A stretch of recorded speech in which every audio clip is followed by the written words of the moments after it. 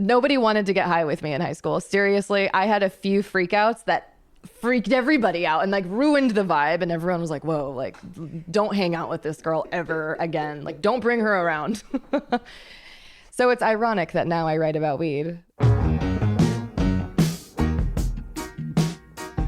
Hello and welcome to Here in LA, Venice edition. You know, this is our last episode of Venice. It'll be sad to say goodbye to the beautiful neighborhood by the beach, but we're going to do it in a grand finale style. Today, we talk with Mary Carreon, the editor-in-chief of Snoop Dogg's lifestyle website called Mary Jane. Before Mary nabbed this sweet gig, she was the news editor of High Times. You remember that one. She also wrote for years at the OC Weekly.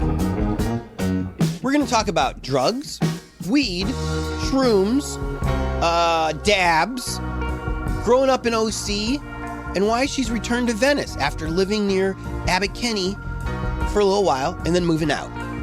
We're so lucky to have her. Fire up whatever makes you happy and sit back as we chat with Mary Carreon. Hey everybody, I am here blocks away from the beach with the beautiful Mary Carreon. Hi. That's a nice sounding name. That just rolls right off the tongue. Thanks. Thank you.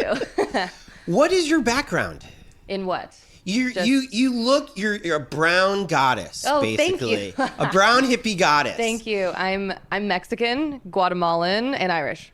And probably other things. That's just what I've been told my whole life. I've never done a DNA test or whatever, but you know, because I smoke weed. They can't come after me. They'll have my info, you know?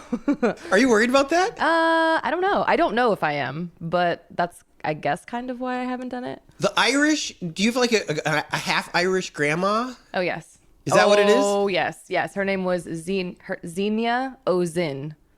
Wow. I know. Xenia Yvonne Ozin. And then she came, I think that she was born here, actually. But yeah, she was an Ozin. And she was a feisty lady. Very feisty lady. The main reason I'm speaking with you today is because you are the weed person. You are the drug person. And it's always nice to know somebody who's educated in this world. And I feel like Venice is the perfect home for somebody like you. Thank you. Would you agree? Thanks. Yeah, I think that there are people here who vibe on the same wavelength, but then there are people who kind of take it too far. You know, there's a lot of young people here, very, very young people here who seem like they're partying for the first time ever. And then there are the people here who have been partying their whole lives and maybe need to slow down and just like, you know, drink some green juice, go on a run kind of thing. But, you know, well, each their own. This is kind of the home for green juices and running and then coming home to your 5-foot bong. Totally. Got one in the closet.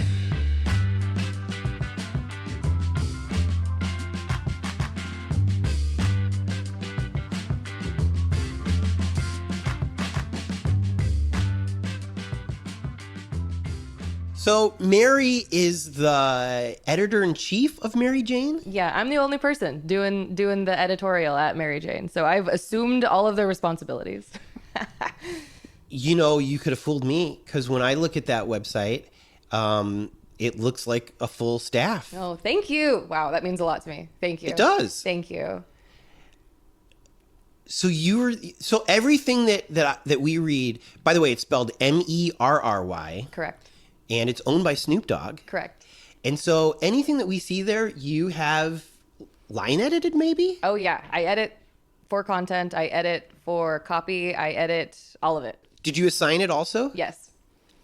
It's my brain. It's my brain, basically. Why are you allowing me time with you today? Because you rock, Tony. Thank you. Yeah, that's why. Editor-in-chief of Mary Jane with Snoop Dogg as the publisher. That's a dream, right? It's dreamy. Being able to write about weed and help others write about weed and also be in a 420 friendly workspace changes the game for sure. And before Mary Jane, you were the news editor at High Times. Correct. Which is also a dream. Also a dream. It was wild over there. And you told me that newsroom was in Westwood? Yes. Yes, it's moved around a bit, but yeah, it was in Westwood when I was there. I think it's in Venice now.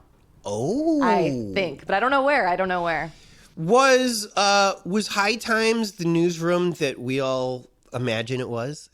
I think at one point it was absolutely the newsroom it once was. There were journalists in there who every major publication wanted, like the Washington Post wanted, the New York Times wanted. Back in the day, it was definitely that. And they had a really amazing publisher back in the day too. But just, from as history has progressed and that publication has been sold a dozen times and gone through hands, it is a different newsroom now. I imagine you mean more corporate. Yeah, it's definitely more corporate. Where I was, they were mostly focused on the digital and just focused on digital. They're still producing the magazine, but it's much different than it was. But what I mean is it doesn't look like Cheech and Chong is working there. There's not bongs. There's bongs. Are there clouds of smoke? There's clouds of smoke. Ooh. Oh, yeah. And dabs. It was mostly dabs, I would say. I didn't even think about dabs. Oh, yeah. It was mostly dabs. Yeah. Mostly dabs. Mostly dabs, yeah. And that's because these are experienced smokers, and so a joint getting passed around isn't going to do anything for them? Well, like the joints were just kind of something that people did with like their coffee or something. Wow. Yeah, we had a little balcony that people like went out on and stuff. But there would always be one office that was like the party office that you'd go in there and everyone had their own dab rig and everyone was hitting it. And, it was a riot for sure. Okay, I'm 54 years old. How old are you? I am 31. This is why I ask. I feel like I come from a different generation. And so when I see what it takes to do a dab, I'm like, I really now feel like I am doing drugs, as opposed to if I roll a joint, it's just, hey, it's this natural hippie thing. You know what I'm saying? But so make me feel better about dabs. Yeah, I would actually say that while dabs do kind of have that druggy vibe, there is new technology now that is less druggy. It's called a Puffco Peak, and it's basically like a vaporizer. You just put the wax in, or you put your concentrate in, and then it vaporizes it, and it looks like a baby cute bong, actually. I have one if you want to try it, Tony. And I would also say that smoking concentrates is like the wine of cannabis, because you get the most flavorful terpenes. And the terpenes are what give weed its flavors, its smells, its effects even. And the concentrates is where you can grasp fully a defined flavor that is what, lights your mouth on fire and you're like, holy shit, that tasted like an orange bomb and that was so good. Or, oh, wow, that tasted like lavender. Holy shit. Wow. This is why I like talking to professionals in this industry. Your vocabulary... Not just yours, but the people that you work with as well, I don't hear anywhere else. And at first I was like, oh, they're just learning this so that it's just not like, oh yeah, man, this is going to get you really high. But there's this science behind this, and there's all these nuances within. And I guess I never think about the taste of the pot unless I dig into an old film canister and it's shitty. Totally. And then I'm like, oh, this is bad. I should take this out of my go bag. For sure. For sure. Because if the world has ended, I don't want to smoke this. Shitty weed. Yeah. Which was surprising to me, because I just always assumed weed doesn't go bad. Weed goes bad. It totally does. I mean, yeah, it all degrades. And even if you have the most purple weed ever, it'll eventually degrade and degrade and degrade, and you'll get more orange hairs on it, and that's a sign that it has kind of all turned to, I think it's CBN, and that's like what gives you couch lock. Oh. I know. So like old weed will probably give you couch lock, even if it's like a sativa or whatever you want to call it. I'm glad you put it in quotes. But so does wax degrade less? That's a great question. I think Look at me. I think it does degrade less. I think it kind of has a longer shelf life. But there are some people who will argue me and say no, and they put theirs in the freezer and they really try and keep theirs in like a humidifier of some sort. Wow. Or something. Yeah. But yeah. I think another reason I stay away from the dabs, although I will try this Puffco Peak. Puffco Peak. Shout out to Puffco. I can imagine your mailbox at Mary Jane's. Is it the best? I mean, because I see all these cute little canisters. You didn't buy any of this, right? I did not. Wait, let me just double What a check. job. No, I didn't buy any of this. I bought this. What's that? This is hemp wick. So I'm not like, huffing lighter fluid when I hit a bong or if I hit like a pipe or something. So I light this and then a little flame comes up, on the hemp wick, and then I just boop, light my bong or whatever. Yeah. You were meant for Venice. I guess so. It looks like a ball of twine that somebody would use if they're flying a kite. True, yeah. And I also made a necklace out of it. It's here. It's right here. But there's one loose end that I guess you use like kind of a wick. Yeah, exactly. And that's what you light your what with? I mean, you could light this pipe with it. Beautiful, this little pipe. Glass pipe. Yeah, you got to keep your glass clean. I mean, don't get me wrong. I, until recently, used to have the dirtiest bong ever. It was so gross. And then I didn't realize that, leaving the water in there for a long time, oh no. Like the bacteria and the mold and things that grow in there, just wash your bongs, guys.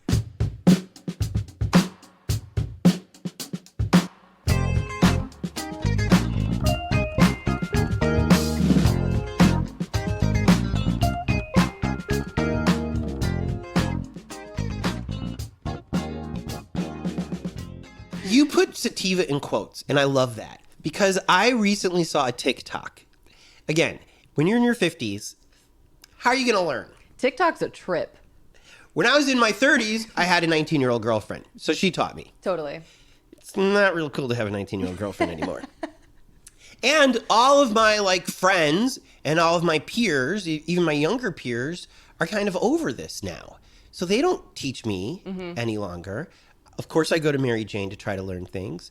But I love that you put it in quotes because on TikTok, there's a couple of really great TikTokers. One, this Asian scientist who has like the chemicals, like a little toy of all the chemicals and teaches you things. But this other guy was saying that that's all baloney. It is.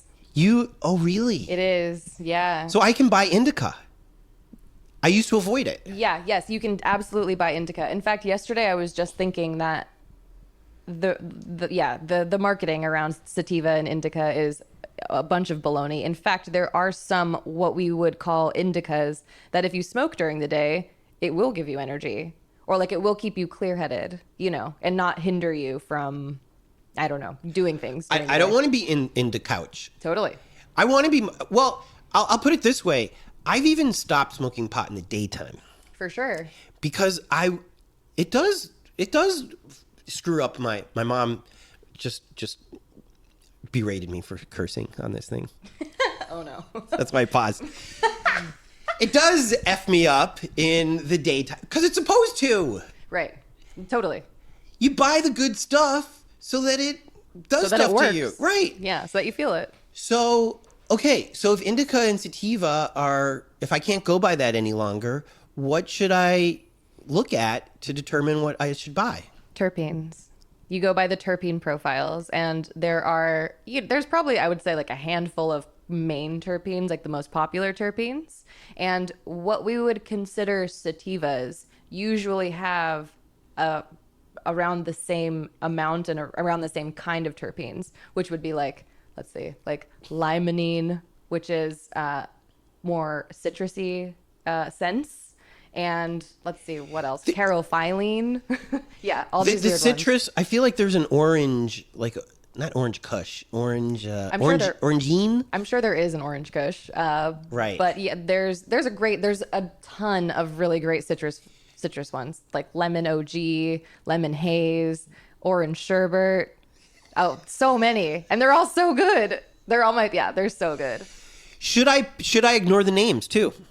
Yeah, probably. Because those have been bastardized, right? Yes. They so many businesses will get a batch of cannabis either from somewhere or they grew it, and the original name will be like 9-pound hammer. But because that name is not necessarily attractive, they'll change it to like sprinkle ice cream cone or OG or something like that. We were also nervous about the legalization because we were afraid that the tobacco companies would just shift and just totally take over. They've got the fields, they've got the production, they can make it look like a real cigarette.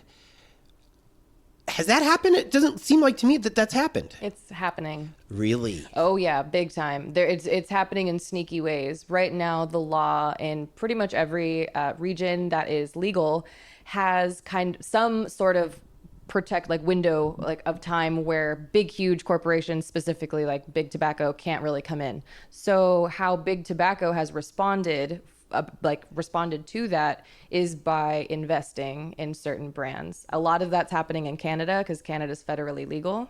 A lot of big tobacco is not investing necessarily yet in United States, or just not that heavily, but they're doing it under different names. They're doing it under, different shell companies investing. So yeah, it's happening for sure. Also, Philip Morris is trying to they're trying to remove all of their tobacco products. They want to ban their own tobacco products, by 2030 or something crazy like that. Like, why in the hell would they want to do that? And they're also trying to come out with a herbal smoke line. They didn't say it was cannabis, but herbal smoke line. So you're saying this is all a big plot to transition? Yeah, it's happening. They're lobbying, I think, in the UK, Philip Morris, for that. Are there any celebrity weed lines that we should think about? I think that everybody should be cautious of celebrity weed brands because it's just capitalism doing its thing, per usual. And a lot of celebrities do not have a relationship with the plant. Yes. And they don't have a full cannabis business. And what I mean by that is they're not in the grow. They're not even paying for people that they know to grow cannabis. They're just kind of hopping on to they're just hopping on to have a white label product, basically. Right. So they're taking other people's weed and putting their name on it, and they're like, hey, this is whoever's weed. And sometimes that's shitty. I mean, sometimes they don't even smoke weed, and that's even shittier, and that sucks. And I don't know. Now, we can trust Seth Rogen, right? Yeah, we can trust Seth Rogen. That was a hesitant. I mean, yeah, I don't know. Isn't he friends with Snoop? He's definitely friends with Snoop. Is he partner with Mary Jane? He has a partnership with Mary Jane. I mean, I like Seth, don't get me wrong. Okay. But I just have a little concern about Houseplant. I mean, it's good. It gets you high. But God bless you. It's good. It gets you high. What's your concern? Well, just some of my friends that we have discussed what, compared to a lot of stuff that's grown here and that has very beautiful terpene content and it tastes certain ways. One of my friends, I won't say who, but she did a review on Houseplant, and she said that it tasted like Denver. It tasted like Colorado. And specifically what she means by that is it kind of tastes like hay dust. Just a little. It's a little dry. It doesn't have the same depth of flavor that maybe some of these other brands have. You know what's crazy is Seth Rogen will hear this. Seth is going to be mad at me. Sorry, Seth. Have you met him? I haven't met him. He seems like the nicest person in the whole wide world. I mean, his ashtrays are amazing. Right. Dude, he's talented. So would Snoop allow you to be a consultant for Seth's, would you accept it if it was kosher? Oh, for sure. I definitely would. But I don't see that happening.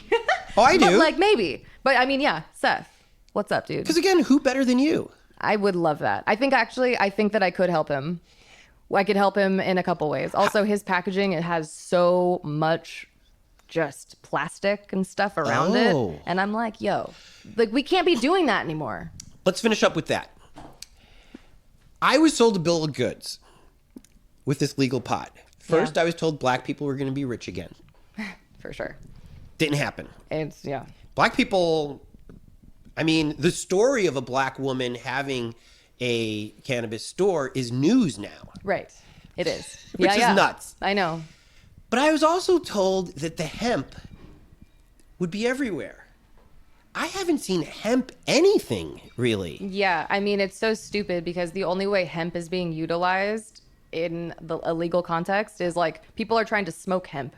It's so dumb. I mean, sure, yeah, great. Smoke hemp if you want, but like that's not what we should be using hemp for. Crap. We should be using hemp for literally everything else. Plastic, tables, biofuels. Seth's box should be hemp. Absolutely. Again, the fact that the cannabis industry has not started utilizing hemp for packaging is beyond me. I don't understand why we're going so slow with that, why we haven't realized that. Is hemp just not a profitable crop? I think that it's an insanely profitable crop. Really? But yes, and that's why I'm so confused. Like, no, also, yes, it's an insanely profitable crop. There is one issue in that California does not have hemp regulations, even though it is technically federally legal. So our governor, who now has a second life, Yep. maybe he might be open to this now? That would be great. He better be. Because he's never going to lose again now. He's not going to lose now. Which is good. Yeah, it is good. The recall. What was that? Since we're talking about politics a little bit, I thought Joe Biden was going to legalize this stuff. I know. I mean, it was like kind of a quiet promise. Yeah. Was I hallucinating? No. He definitely spoke on it. That's why a lot of people in weed anyway, were definitely pushing for Biden over Trump. Obviously other reasons too, but that was one of the big ones.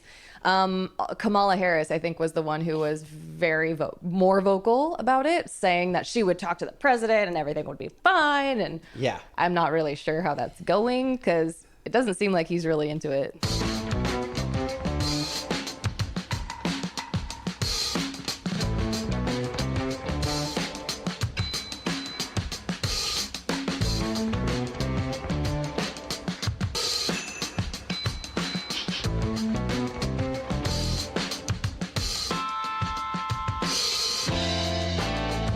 I heard you need permission from your landlord to grow weed.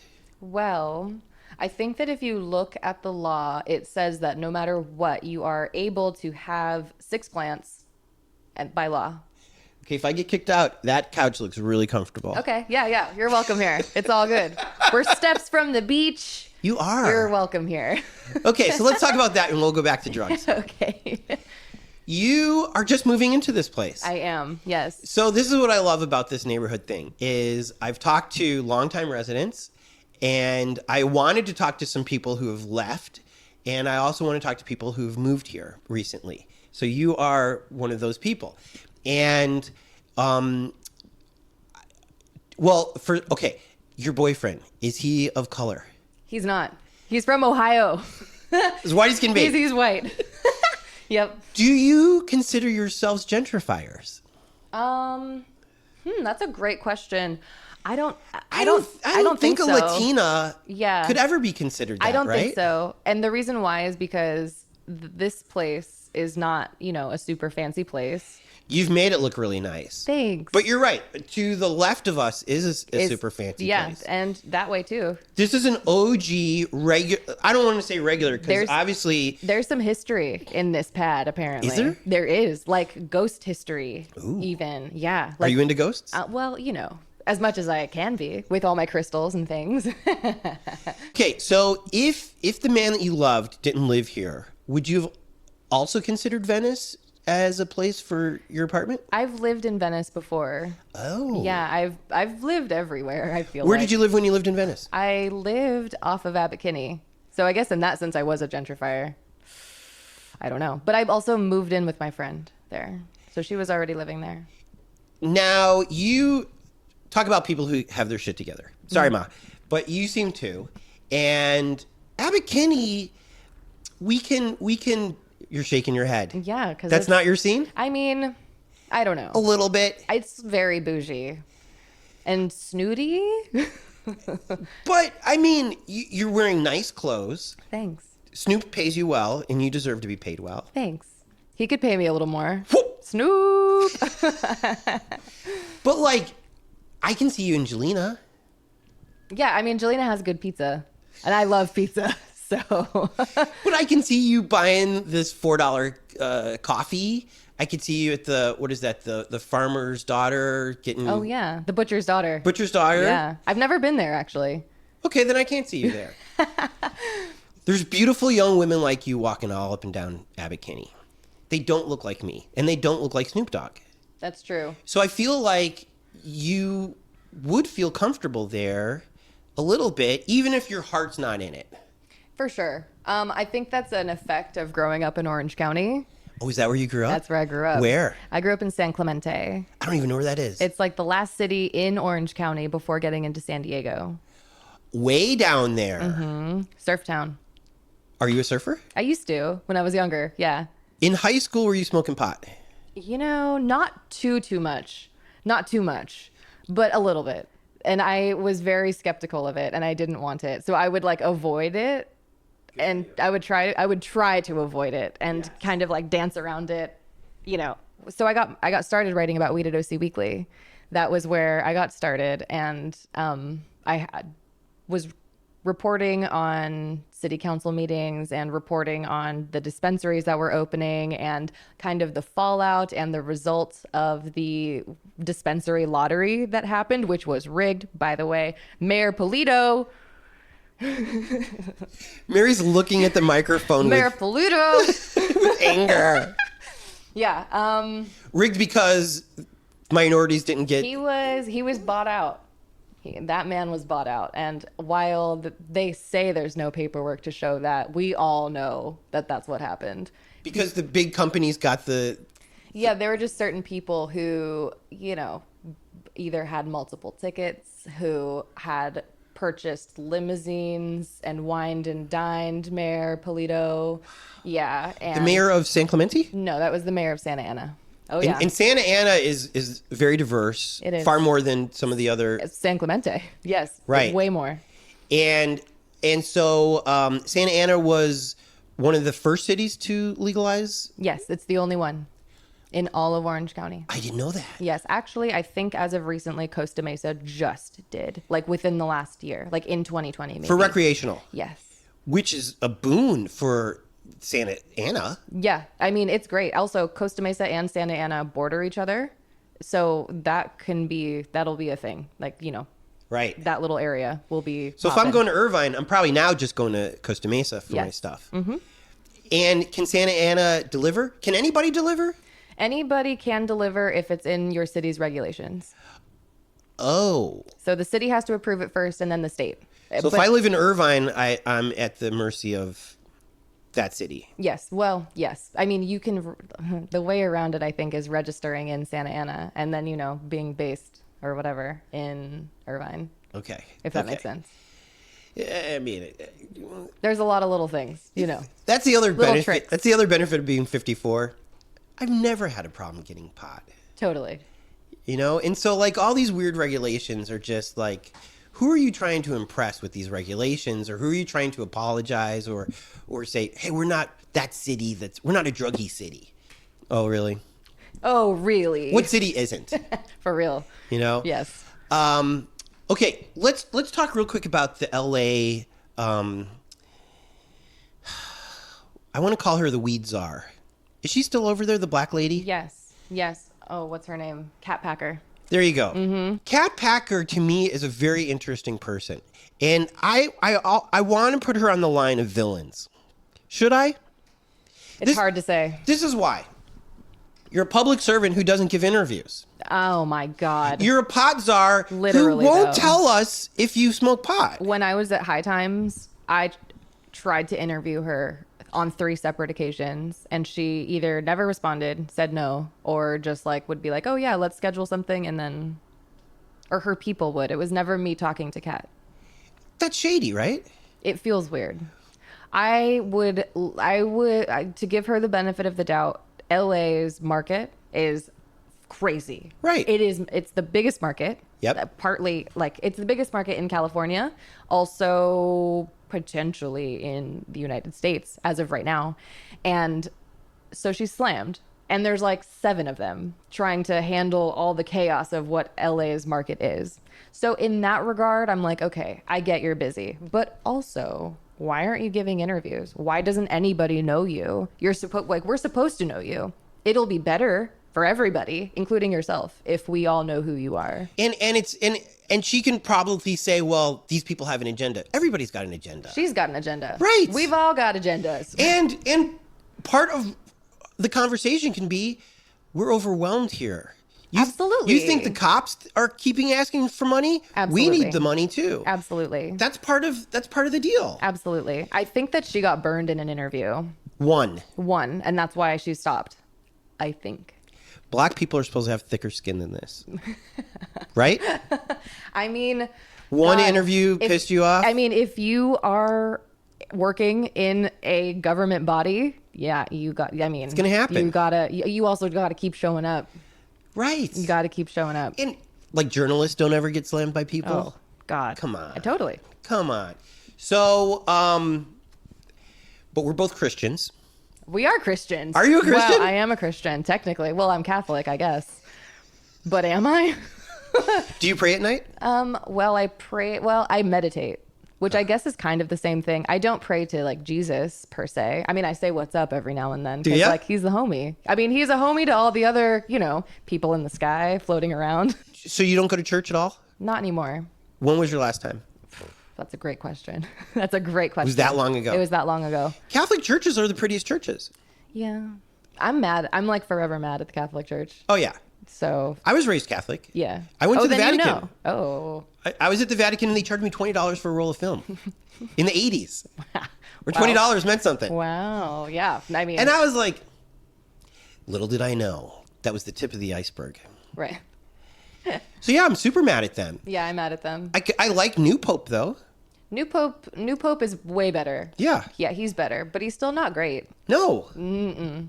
Which is like. He's anti-gay. Yeah. And I can't be a part of that. Right. I just can't. I mean, he has better views on climate change, and he's like pushing people who are traditionally like anti-climate change, to be more progressive in that regard.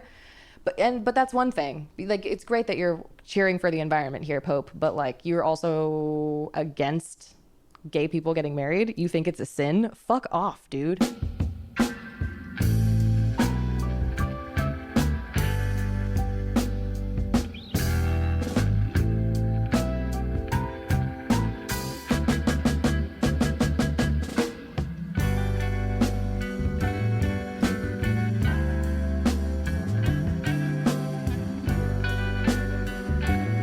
Plants. Yes. You have a tattoo of a mushroom on your side. I do. And it's super cute. Thank you. And one of my interviews of Venice was this wonderful Italian woman who kind of hung out with mafia people in New York, moved to Venice. She calls the beach her church. She was the one that was with all of the normal people. Oh, right. That's right. And so she's like, I want to legalize shrooms now. And I'm like, do you do them? She's like, not really. She's just into freedom. Yeah. Cognitive freedom. What should we know about... I feel like mushrooms are maybe the safest drug to take. Am I wrong? No, you are not wrong. They are definitely the safest drug to take. In fact, there have been less hospitalizations from mushrooms than even cannabis. Because cannabis sometimes, when you eat like a 300 milligram edible or something and people have to go in the ambulance because they think they're dying... That's, I guess, considered a hospitalization or something, but right. And it's counted like that, but that has happened less for people on mushrooms than even cannabis. So I feel like if you get caught with mushrooms, that's very bad. It is bad. Like, is it a felony? Yeah. Well, yes, you'll get in trouble. Like major trouble. Yes. Especially if you get caught with more than like an eighth, which really isn't that many mushrooms. So your tattoo was kind of like the mushroom was like kind of the size of your finger, your pointer finger. Mm-hmm. How many is that? An eighth? You need probably two of those guys, right? To make an eighth? I would say that you probably need like 3 or 4, maybe. 3 of those guys. Yeah. 3 of your tattoos. Yeah, probably. Depending on, the like weight of it, but we'll say that it has like good weight. The last time I did shrooms, I was shroomed. You were shroomed? I was working at that weed store for one day. Oh, yeah. And before I got the job, I was at her house and we were just drinking, smoking, having a good time. And all of a sudden this hand reaches from behind me and shoves mushrooms in my mouth. Oh my God. And I had made a deal with Jesus that I wasn't going to do any psychedelics after my last bad trip For sure. of 15 years ago. Okay. Yeah, for sure. And all of a sudden it's in my mouth. And I'm like, I want these people to like me. I want them to trust me because I'm going to be around garbage bags of pot, garbage bags of cash, which we'll get into in a second. Yeah, yeah. I want them to trust me. This sounds like this is a test. It's just shrooms. How bad could it be? And so because my bad trips were on acid, not on shrooms. Oh, interesting. And so I chewed them.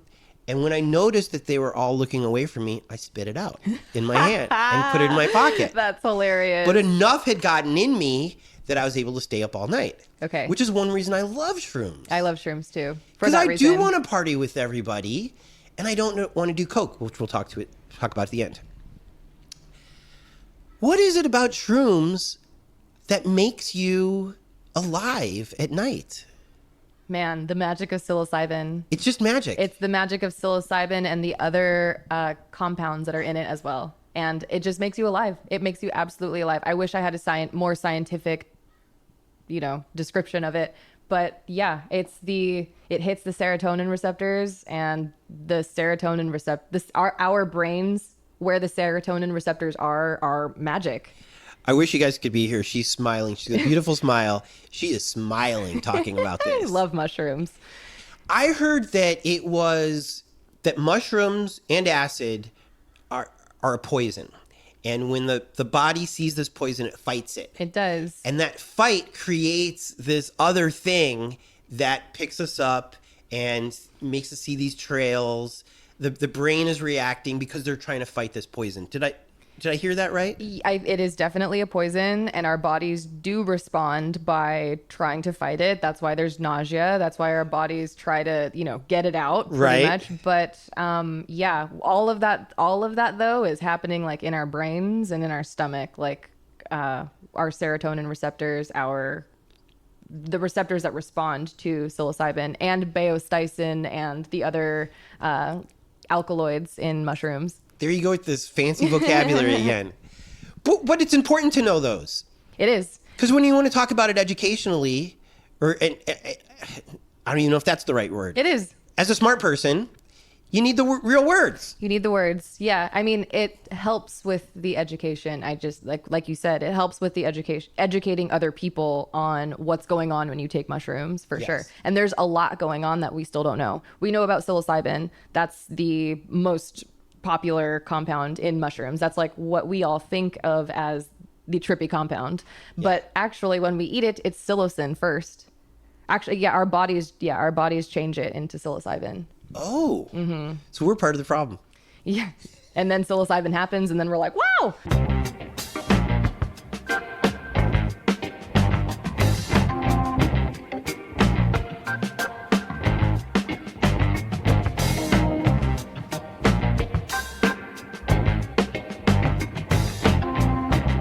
Do you have any rules for people doing psychedelics? Because here's my rules.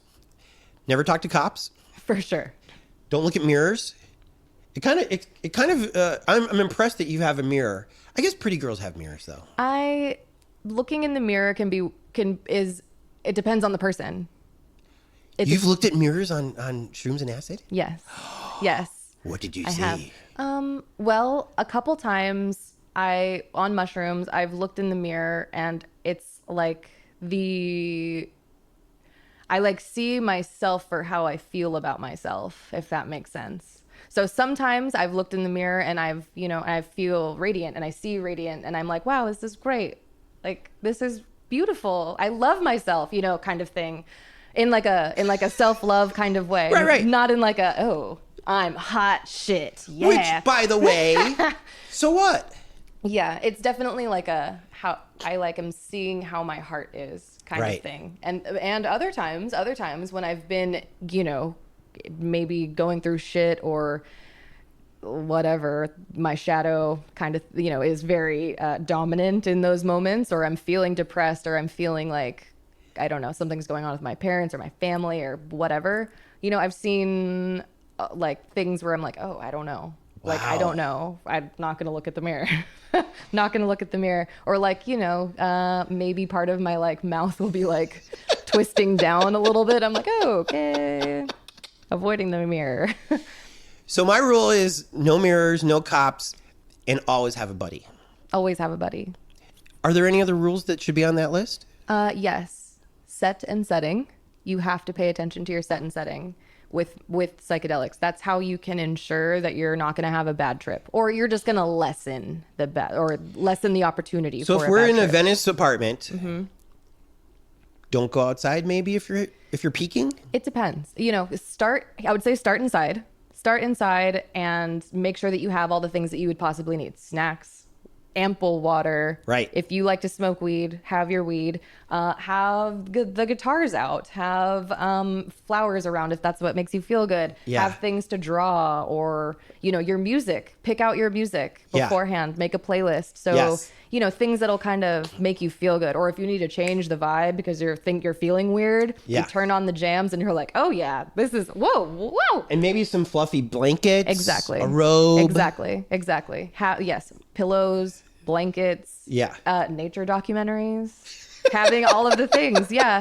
But, you know, sometimes you're like, oh, I want to leave the house. I want to go to the beach. Let's fucking go. And then, you know, whatever. For sure have a buddy, though, for that. Yes. Especially in Venice. God bless this beach, but this is the trippiest. Talk about haunted.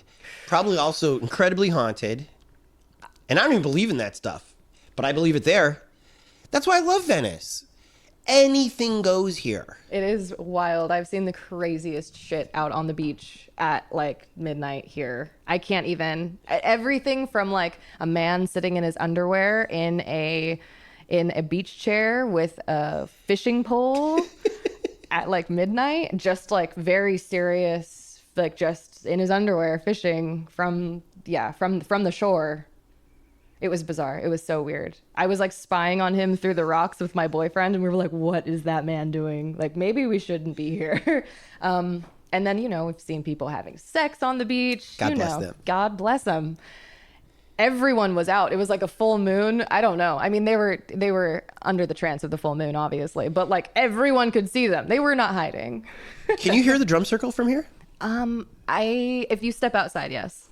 Oh, that's nice. Yeah, we could hear it yesterday. So if you want to hear it, you can. Yes.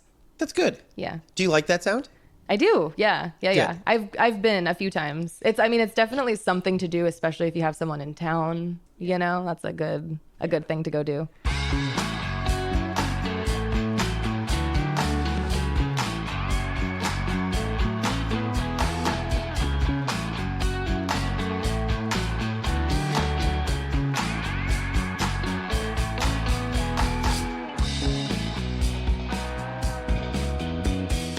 Lamar Odom. Did we email each other about this? We did. Are you familiar with this treatment that he's taking? He's doing the ketamine treatment. Yes. So is that Special K? It is. When people talk about Special K. Yes. So Lamar Odom, for those of you who don't know, is a really lovable basketball player who originally came up with the Clippers, ended up with the Lakers. I don't know if he married one of the Kardashians. I think they were just dating. I think so too. And I don't know all the Kardashians' names. Is that Kourtney? Or Khloe? So Lamar Odom, basketball star, was addicted to candy earlier in his career. And so when I was at the LA Times and we wanted an interview with him, I would send over some candy. Fascinating. Along with the note saying, I want this blogger to interview you. It worked. Oh my God. That's hilarious. That's hilarious. But as time went on, he became addicted to lots of crazy things, including sex addiction. Yeah. And almost died in Vegas. And the way that he is treating, I guess one of the ways that he's treating it is through ketamine legally is this a Beverly Hills doctor or somebody like that? There are, maybe for him. I'm not exactly sure. I don't know who his doctor is, but there are legal ketamine clinics around the United States now, specifically in New York, Chicago, LA, I'm sure San Francisco as well. But they have legal ketamine clinics where you can go, and they have different administration methods, so you can get it in different ways. But yeah, you basically you sit in a chair, a fluffy plush chair, and then they hook you up somehow, and then you get your treatment. And people say that you listen to music. You don't get to choose the music. It's like, specific for your treatment. And then, you kind of reap the rewards of going into a K-hole and coming back. Have you been in a K-hole? I have not been in a K-hole. I don't really understand ketamine. It's like not for me. I don't know why. I'm like into people who are into it. Right. I'm like very fascinated by the whole like weird music world that exists around ketamine. Whoa, so interesting. I didn't know there was a set thing. I didn't either. I have been in a nitrous hole before. Oh.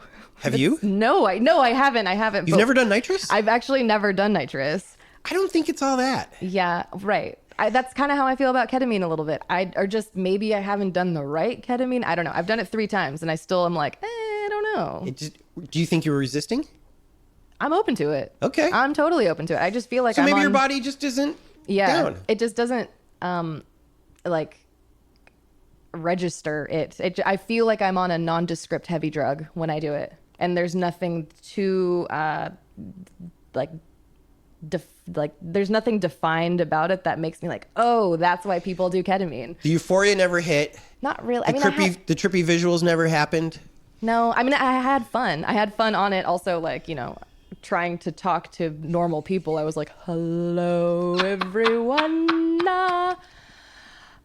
Hello. Like very slow. And I was like, I don't know. What is this? What is this drug? That would be funnier for the other person, probably. My boyfriend was laughing. Yes. All right, let's talk about fentanyl, because even though I've got other questions. Yeah. Fentanyl killed a guy here in Venice. I know. He was doing cocaine. Totally normal for LA. They've been doing cocaine here forever. But now there's fentanyl in it. Yeah. I heard that people are putting fentanyl in cocaine, dealers are, because they want their customers to be more addicted. Is that the story? I think that dealers are cutting cocaine with fentanyl because they want bigger weight. They want more money, basically. And people can't typically, like you or me even, will look at a bag of Coke that's maybe cut with fentanyl and we wouldn't know, right. And I think it's easy. Would Snoop Dogg know? Probably not, which is scary. No one really knows. Wow. I know. Also, what's so dangerous about it is that fentanyl tends to kind of clump up. Mm-hmm. And there's something called, I think it's like the chocolate chip cookie theory or something. And when you look at a chocolate chip cookie, you sometimes can see some chocolate chips. But when you bite into the cookie, there are some in there, and you can't really see it. Oh. But it's dispersed. These chocolate chips are dispersed. And that's kind of how fentanyl is within cocaine. So if you're cutting up some lines or you're cutting whatever and you line some up, your 2 friends might be fine doing it, but then you do it because you got one of the chocolate chips. Yeah. So the dealers are doing it because fentanyl's cheaper than Coke. Yeah. Which is also crazy. It sucks. Where's the fentanyl coming from?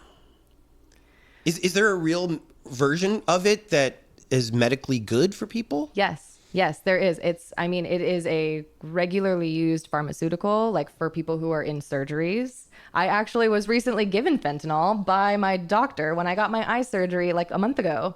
And it's a bummer because in that like container, yeah. Fentanyl's great. There's a use for it, and it's important in medicine. In Western medicine, it is very important. If I had to undergo my eye surgery without fentanyl in the operating room, I would have been tortured. I would have been completely tortured. So it's an anesthesia. What do you call it? Anesthetic? It is, and it's an anesthetic and a painkiller. Was fentanyl what Prince died of? Yes, he died from a fentanyl overdose because he thought he bought Vicodin pills that were bootleg, obviously, and because he was addicted to Vicodin. Probably. A lot of people. I know. A lot of people are addicted to opioids, and that's why also you cannot buy Xanax off the street. Like you cannot buy, not even off the street, like even from your go-to, maybe like pill dealer or whatever, or whoever you get stuff from, unless it's coming from a pharmacy, you can't trust it. So you have to test it. So with fentanyl, is there a way, I don't do cocaine. Let's pretend that I do. Okay. Let's pretend that a Playboy Playmate is like, Tony, you are my new boyfriend, and we do coke now. And you're like, great, cool. Is there a way for me to test if there's fentanyl in my cocaine? Yes, there is.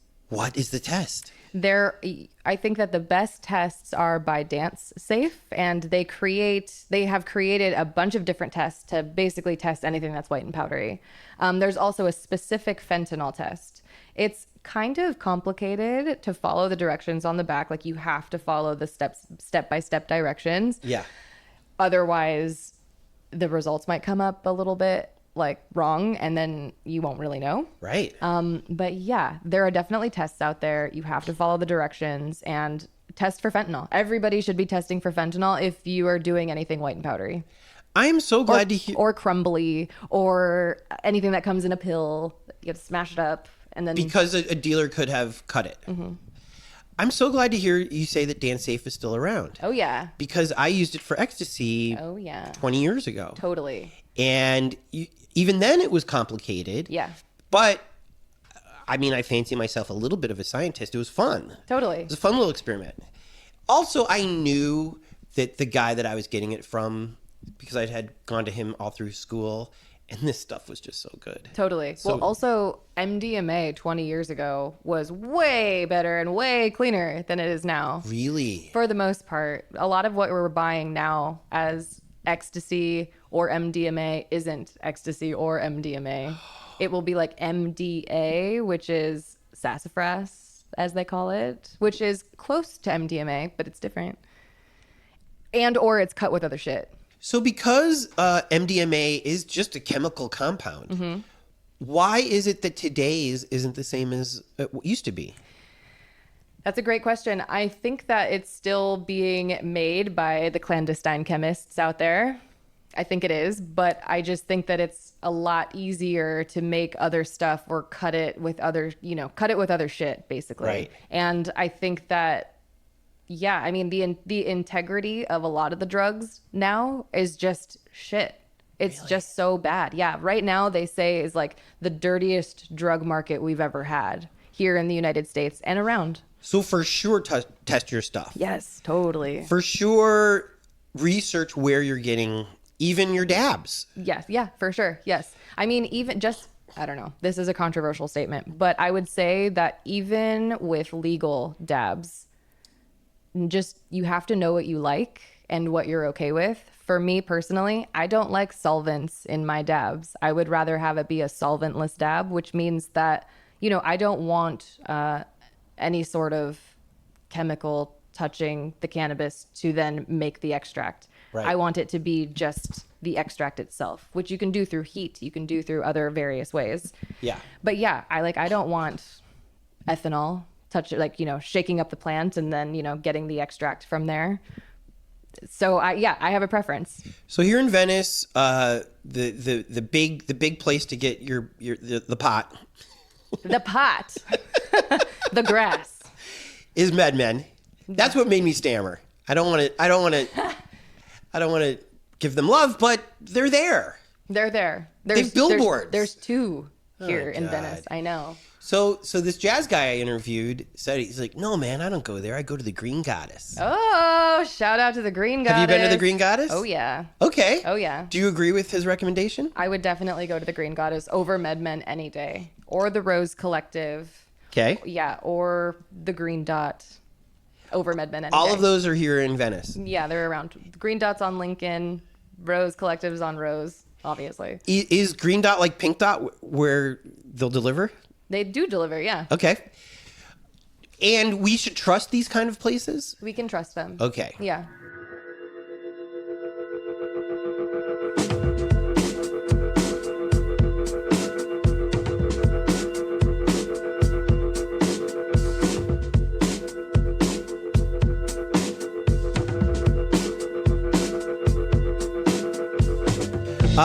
Okay. Can we talk real quick about the benefits of being the editor-in-chief of Mary Jane? Sure. You probably, your mailbox, because when I was at the LA Times, I really, I was jealous of people like Caroline, who was, Caroline Kellogg, who was the books editor, because she just had books everywhere that were great. Randy Lewis had records everywhere. You probably have just boxes that you haven't even opened, I'm hoping. Oh my God. Of just beautiful little canisters of eighths of designer pot. It's true. I definitely do. The cannabis industry has been very good to me. I don't ever have to buy weed, which is a blessing in this life, you know. Do they offer you to fly to exotic places to do little junkets? I have, through work, like Mary Jane, I have, and through when I was at High Times, I did. When I was at High Times, I went to BC, Vancouver. I mean, BC bud is a fucking real thing. It is. It's a real thing. Their weed is good. Yeah. And also not their legal weed. Not their legal weed. Their illicit market, their traditional market weed. So it's just is like better. us. Is better. Oh, it's better to get it from the Hells Angels in Vancouver. Basically. Yeah. Or, you know. So I shouldn't. People who know. The next time because I love Canada. Oh, it's so good. The next time I go to Canada, I should not buy the legal weed? I mean, yeah, in my opinion. It's going to be a lot more. It's going to be a lot more expensive. It's also, the quality is a little bit drier than the stuff that I was getting anyway. Because it had to go through all of the stupid steps. Yeah. The red tape. Yeah. Wow. Yeah. The BC bud that I had was excellent. I'm trying to think of the person's name who I was with when I was I was smoking. But it was great. Those kind of junkets at the LA Times were frowned upon because they didn't want to. Well, they said you can go, but the paper has to pay for it because we don't want to seem like sponsored content. Right. Yeah. We're gonna have to talk about CBD. Okay. I heard it's nonsense. I like CBD. Really? Yeah, I like CBD. But you mix it with THC. In general, I mix it with THC, but sometimes I consume CBD alone, like by itself. And I can feel it, but there's a difference between hemp CBD and just hemp versus hemp from the cannabis plant. The marijuana plant, the plant that gets you high. Yeah. Yeah, there's a difference. And people often are buying CBD products that are just isolated CBD. And that's not how CBD works. CBD needs the other cannabinoids like THC and CBDA and THCA and THCV, and needs the other cannabinoids in order for it to work. So otherwise, it's nonsense. Otherwise, it's not really going to work. Do you have a CBD product that you want to give love to? Ooh, that's a great question. Because there's so many out there. I know. You know it's true. Okay, so there's not anything that just pops onto your mind. So your advice, though, is it's got to have a little THC on it. Full spectrum hemp, full spectrum CBD. It has to be that. If it's not that, then forget it. You have been fantastic. Thank you. Thank you, Mary. You too. This has been just a dream come true on many, many levels. And I hope that this is educational for the people, because that's what this is really meant to be. Totally. Yes. I hope everybody has learned something. And welcome back to Venice. Thank you. How great was Mary? You know who else just makes our hearts and our lungs and our eyeballs all tingly? Our Patreons, who are the 420 of our heart. When you stoke us, you're saying, Tony, Jordan, here's an edible. Here's a Snoop Dogg CD. Here's a Puffco Pro vaporizer for your ass.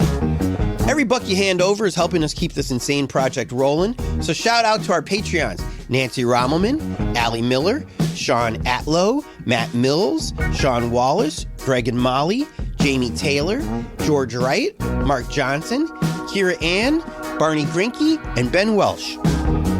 Want to hear your name at the end of next week's show?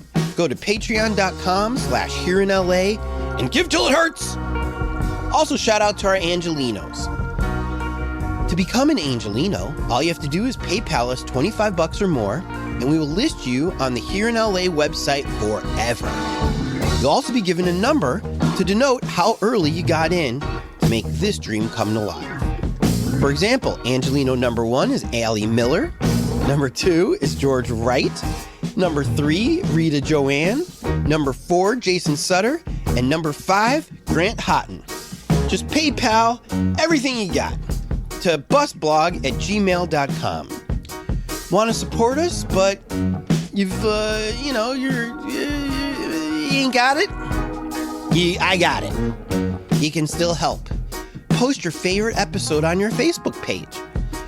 Tweet your favorite episode. Tweet this episode. Tweet all the episodes. Tell your friends. Tell them how Here in LA is spelled and that it's on Apple Podcasts and Spotify and Google. Here in LA is produced by myself, Tony Pierce, and Mr. Green Thumb, Jordan Katz. Editing, mixing, and music supervision by Jordan Katz. Songs by Oregon and Jordan Katz. As you can tell, we're going to every neighborhood in LA. Venice is now in the books. There are 230 more to go. The next one is Los Feliz. If you know somebody as cool as Mary, check that. Half as cool as Mary, because that's going to be tough, who either lives or works in Los Feliz, have them write to me at tony@tonypierce.com. Special thanks to Cindy for creating the logo, Jen Adams for inspiring me, and to Allie and Katie, who made friends with Mary and thus helped introduce us. Puff, puff, pass!